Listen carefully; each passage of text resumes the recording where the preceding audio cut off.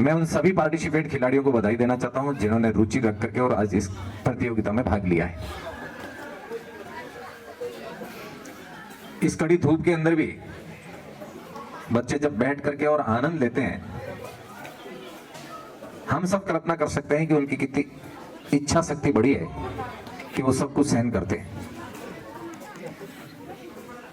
एक बार जितने भी खिलाड़ी बैठे हैं और विद्यार्थी बैठे हैं, मैं उन सबको कहना चाहूंगा कि आज आपके इस विद्यालय में आपके अभिभावक पधारे हैं, इनके लिए जोरदार तालियां बजा करके इनका स्वागत करें। और मेरी मातृशक्ति भी पधारी है और बहुत सारे बालिकाओं की माताजी भी यहां पधारे हैं, उनके लिए भी जोरदार तालियां बजा करके स्वागत करें। मैं विद्यालय के अभिभावक और इस ग्रामीण क्षेत्र के ग्रामीण जनों से आग्रह भी करता हूं कि हम केवल कार्यक्रम आधारित विद्यालय में आते हैं, ये थोड़ा सा ठीक नहीं है। हमारी आदत वर्ष भर में कम से कम जितने सप्ताह होते हैं इतनी बार विद्यालय परिसर में आना चाहिए। हम हमारे बालक को घर से विद्यालय में भेज देते हैं और बालक विद्यालय में रहता है, 6 घंटे अध्ययन करने के बाद पुनः लौट करके घर आ जाता है। हम उनकी सार संभाल क्या करते हैं? केवल जन्म देने के बाद उसकी भौतिक सुविधाएं, कपड़े और भोजन की व्यवस्था हमने कर दी और गवर्नमेंट का विद्यालय वहां पढ़ने के लिए भेज दिया। इतना ही करने से हमारी जिम्मेदारी पूर्ण नहीं होती है। हमारी जिम्मेदारी तब तक रहती है जब तक वो अपने पैरों पर खड़ा नहीं हो जाता। इसलिए यदि अभिभावक चाहते हैं, माता और पिता यदि चाहते हैं मेरा बेटा अच्छा बने, शिक्षाविद बने, सामर्थ्यशाली बने, शक्तिशाली बने, तो फिर हमको उनके पीछे पीछे रहना पड़ेगा। आज जो विद्यालय का दृश्य दिख रहा है उसको देख करके लगता है कि बहुत शांत वातावरण, बहुत शानदार जगह, और जिस परिसर में आकर के बैठते हैं तो वहां से उठने का मन ही नहीं करता। बहुत कम विद्यालयों में ऐसा देखने को मिलता है। दूसरे सीढ़ी पर पहुंचता, वहां संकट की घड़ियां खड़ी थी। उनके जो शारीरिक शिक्षक थे उन्होंने कहा था कि आपकी समस्याओं से निपटने के लिए आपको ही लड़ना पड़ेगा और कोई आपके साथ आकर के वहां लड़ने वाला नहीं है। इसलिए हर समस्या का समाधान आपको ढूंढना है, अपने स्तर पर ढूंढना है, और आप जब अपनी समस्याओं का समाधान ढूंढेंगे तभी आप नेक्स्ट पायदान आगे बढ़ा पाओगे। और कहते हैं कि वो दुनिया के अंदर सबसे अच्छा धावक बनकर के खड़ा होता है। इसलिए कि विद्यालय की बढ़ाई करने के लिए नहीं कह रहा हूं। मुझे बहुत लेट हो रहा था आज, एक कार्यक्रम और है वो करके फिर 2 बजे की मीटिंग में भी जाना है।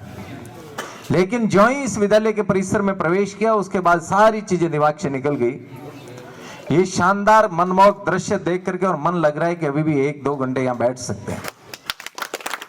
ये वातावरण, जब आसपास के लोग और विद्यालय का वातावरण जब पॉजिटिव होता है तभी ये दृश्य विद्यालय में देखने को मिलता है।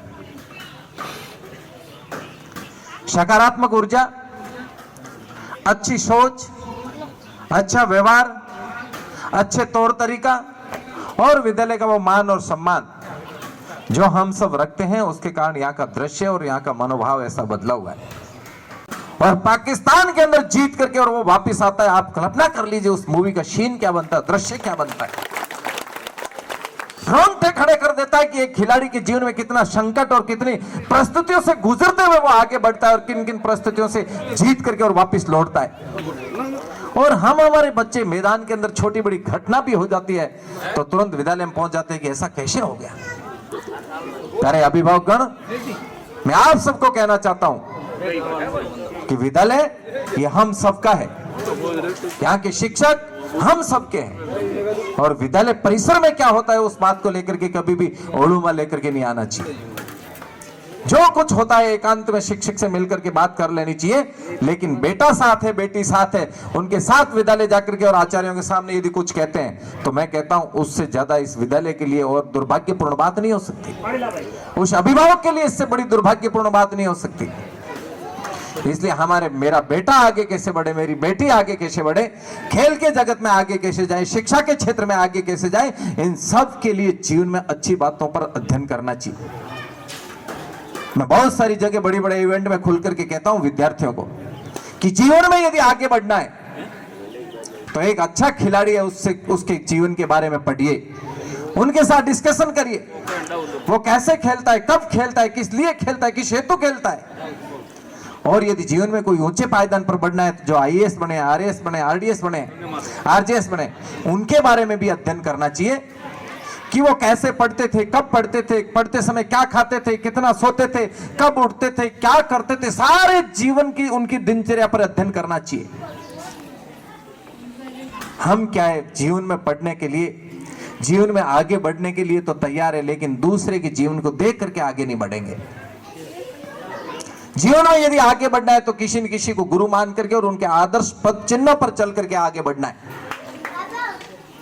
और मैं तो कहता हूं कि जब व्यक्ति लगन के साथ लगता है, उस भूख के साथ लगता है, उस तड़प नंबर था तो उसमें पूछा गया कि चिड़िया की आंख को भेदना है, तो बाकी भाइयों ने कहा मुझे नीम दिख रहा है, नीम पर चिड़िया दिख रही है, चिड़िया की आंख दिख रही है। उनके गुरु ने बिना परीक्षा लिए उनको साइड में बिठा दिया। दूसरे से पूछा कि आपको क्या दिख रही है, कि मुझे टहनी दिख रही है, टहनी पर चिड़िया दिख रही है और चिड़िया की आंख दिख रही है, उसको भी साइड में बिठा दिया। ऐसे करते करते सबका नंबर आ गया, लेकिन सबने कोई न कोई मिली जुली बात बताई। और जब अर्जुन का नंबर आता है और अर्जुन से पूछा गया कि आपको क्या दिखाई दे रहा है, अर्जुन ने एक शब्द और क्षणिक उत्तर देते हुए कहा कि मुझे केवल और केवल चिड़िया की आंख दिखाई दे रही है और कुछ नहीं दिखाई दे रहा है। कहते हैं कि जब व्यक्ति का लक्ष्य एकदम सटीक हो तभी वो सफलता प्राप्त कर सकता है। हमारे जीवन का भी हम एक लक्ष्य लेकर के अभी से तय करें कि मुझे जीवन में क्या बनना है, मुझे किस क्षेत्र में आगे जाना है। हम जैसा सोचते हैं वैसा ही दुनिया में करके दिखाते हैं।